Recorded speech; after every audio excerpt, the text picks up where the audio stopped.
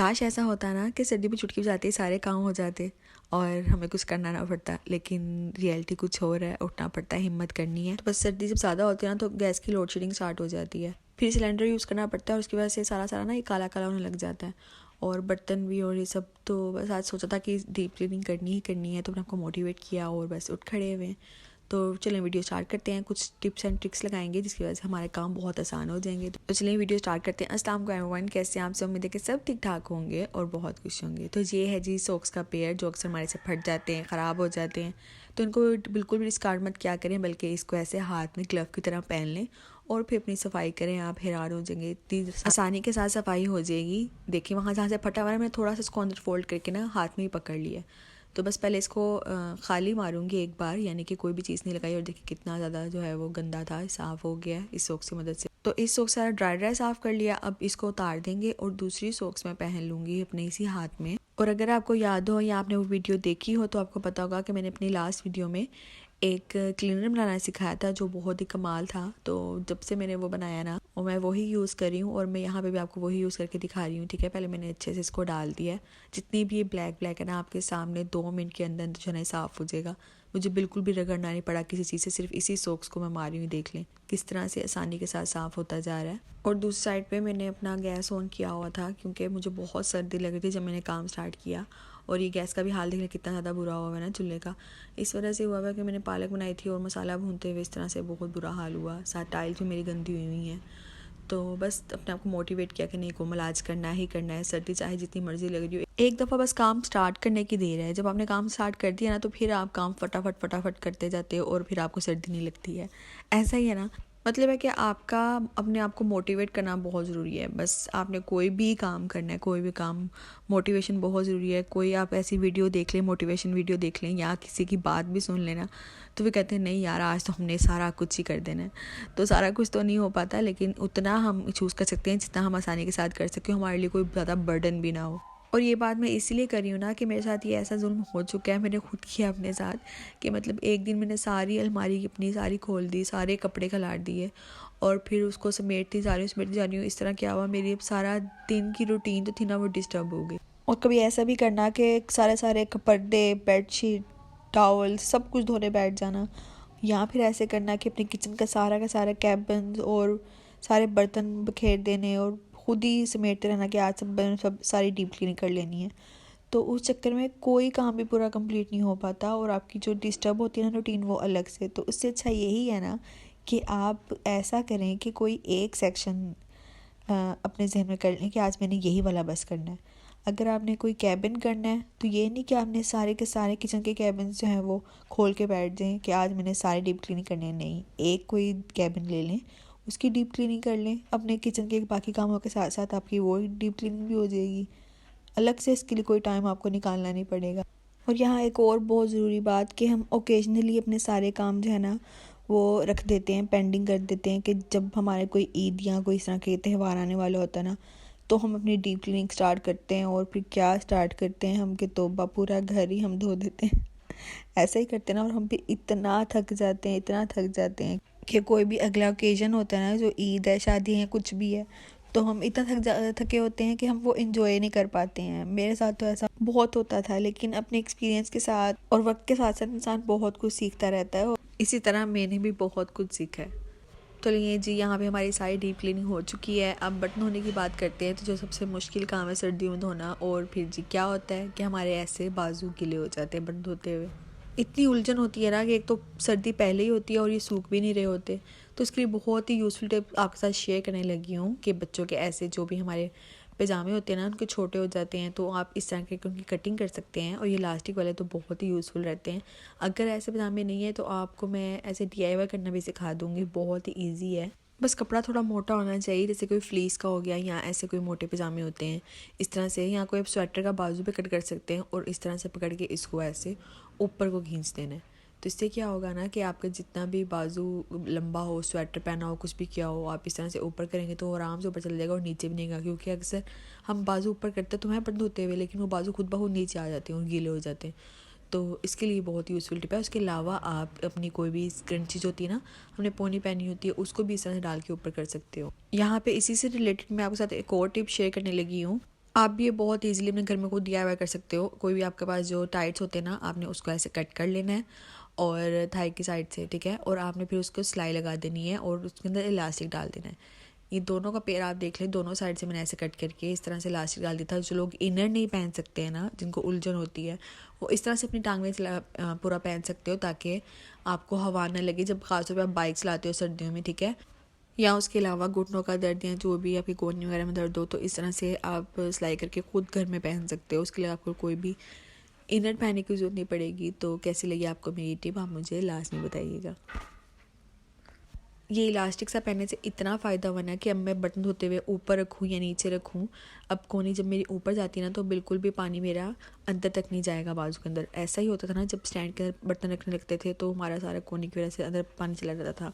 अब नहीं जाएगा। अब ये बहुत ही यूज़फुल टिक है, आप लोग भी आजमाइएगा और आप लोग खुद है इससे बहुत ज़्यादा सेटिस्फाई होंगे।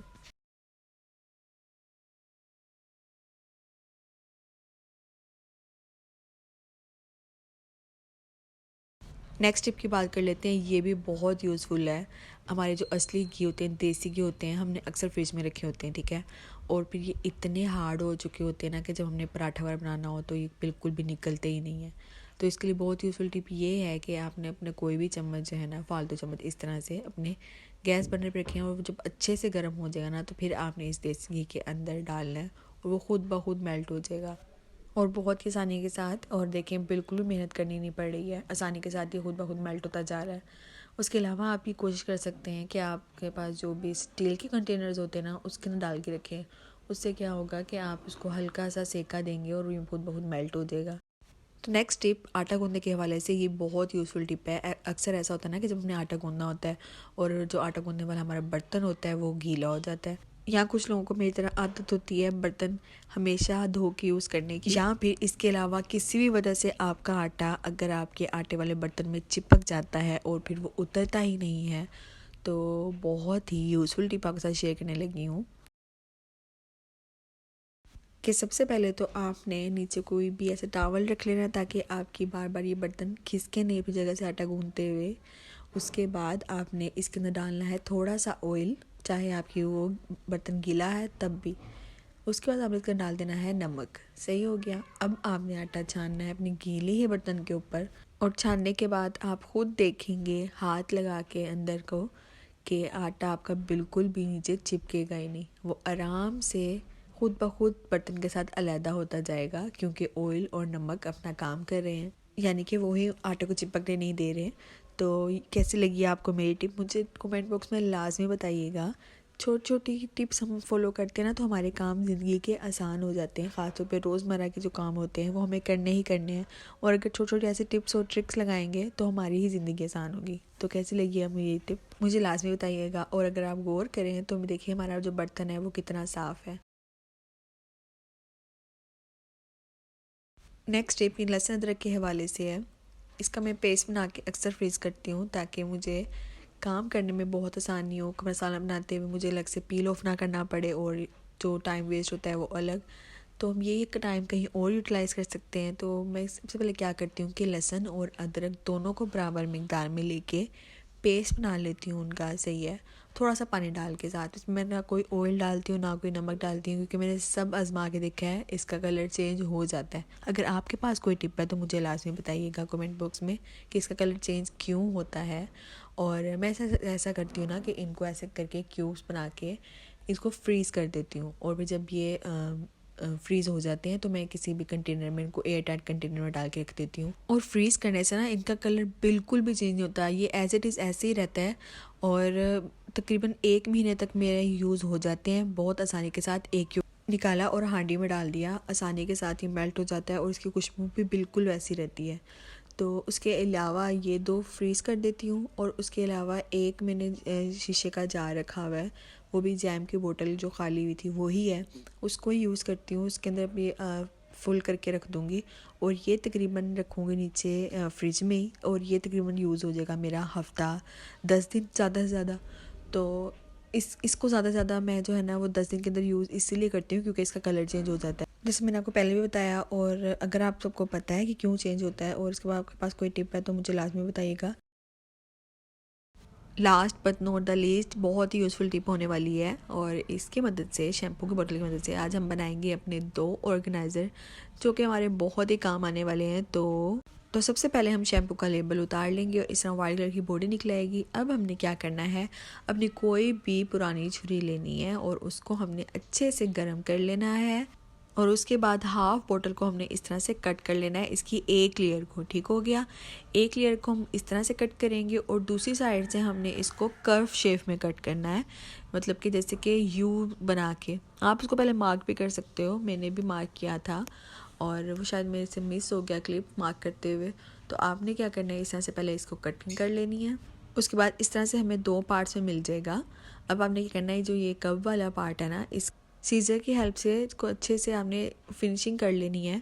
अगर आपके पास सेलो टेप हो तो आप वो भी लगा सकते हो, मेरे पास नहीं थी, वो लगाने से ना थोड़ी अच्छी सी फिनिशिंग आ जाएगी। उसके बाद आपने क्या करना है जी, कि आपने कोई भी एक पेचकस लेना है, जिससे हम गोल साइज़ के अंदर सुराख कर सकें ताकि हम इसको हैंग कर सकें। बस इसके अंदर हमने एक गरम करके अच्छे से इसको होल्ड कर दिया। उसके बाद अब इसे हम हैंग कर देंगे अपने ही किचन में। अब इस ऑर्गेनाइज़र के फ़ायदे की बात कर लेते हैं। इतना छोटा सा प्यारा सा बन गया है, इसको हमने हैंग कर दिया। एक छोटा सा कील लगा हुआ है, यहाँ मैं इसको हैंग कर दूँगी। और इसका फ़ायदा ये कि हमारी जो भी हमारी माचिस होती है ना, हमारी कभी इधर गिरी हुई, कभी पानी में गिर जाती है स्लैब के ऊपर ही, और कभी हमारा कोई लाइटर नहीं मिल रहा होता, तो हमारी इसकी अपनी छोटी सी स्पेस बन जाएगी। और जब हमें चाहिए होगा, हमारे पास ही, हमारे स्टोव के पास ही है, हमने इसको निकालना, हमने यूज़ कर लेना है। तो कैसी लगी आपको मेरी टिप, मुझे लास्ट में बताइएगा।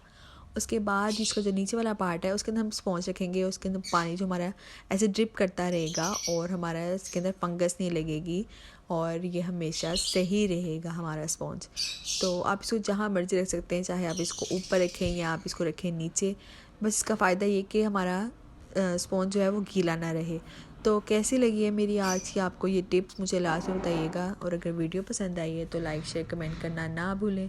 मिलती हूँ आपसे नेक्स्ट वीडियो में नए आइडियाज़ के साथ, तब तक के लिए अल्लाह हाफिज़।